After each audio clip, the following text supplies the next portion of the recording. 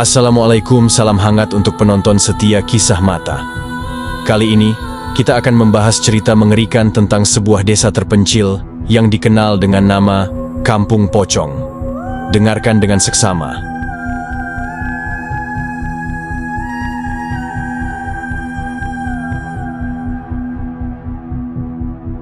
Di sebuah desa terpencil di Jawa Timur, terdapat sebuah kampung kecil yang dihuni oleh sekitar 20 kepala keluarga.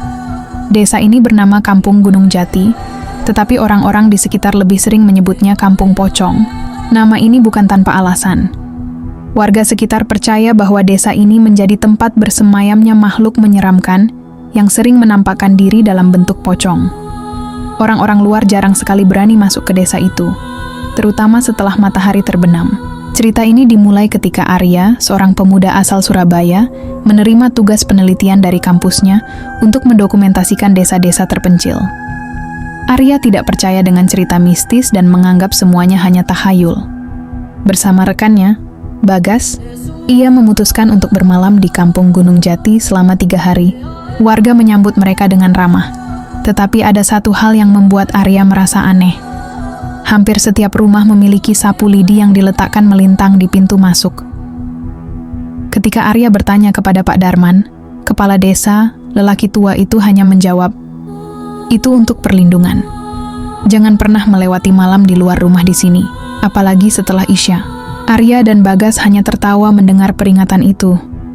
Malam pertama, mereka lalui tanpa masalah. Meski suara-suara aneh seperti orang berjalan dan menggaruk dinding terdengar dari luar rumah. Pada malam kedua, rasa penasaran Arya semakin besar. Ia memutuskan untuk keluar rumah diam-diam dengan membawa kamera, meskipun Bagas sudah memperingatkan agar tidak bertindak gegabah. Di tengah jalan desa yang gelap gulita, hanya diterangi senter kecil, Arya merasa seperti diikuti. Langkah-langkah kecil terdengar di belakangnya, tetapi saat ia menoleh, tidak ada apa-apa.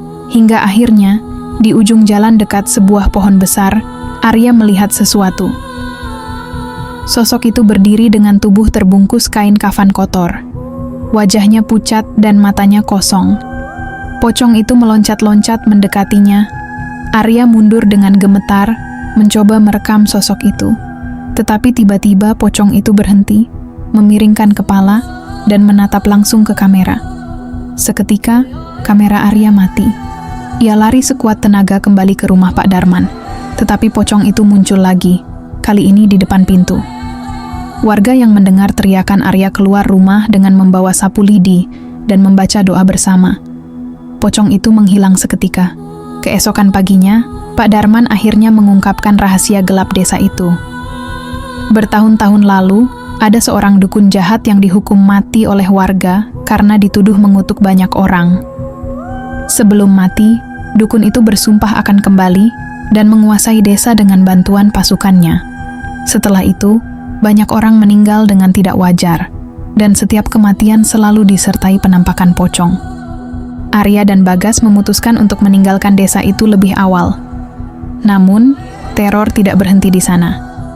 Ketika mereka kembali ke Surabaya, Arya mulai bermimpi buruk setiap malam.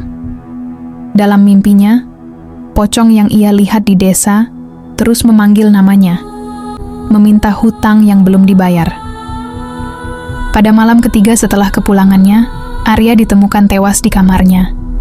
Tubuhnya membiru seolah-olah dicekik, dan di lantai kamarnya terdapat jejak tanah basah berbentuk lingkaran, seolah seseorang berdiri di sana. Bagas, yang merasa ketakutan, mencoba membakar kamera mereka untuk menghentikan kutukan itu. Tetapi saat api menyala, ia mendengar suara tawa serak dari belakangnya. Ketika ia menoleh, sebuah kain kafan jatuh dari udara, melilit tubuhnya dengan erat. Sejak saat itu, kisah Kampung Pocong semakin dikenal. Tidak ada yang berani mendekati desa itu lagi, apalagi mencoba membongkar rahasia di balik teror yang menghantuinya. Terima kasih telah mendengarkan cerita ini di Kisah Mata. Jangan lupa untuk selalu berhati-hati di tempat asing, terutama jika tempat itu menyimpan kisah kelam di baliknya. Sampai jumpa di cerita berikutnya. Wassalamualaikum warahmatullahi wabarakatuh.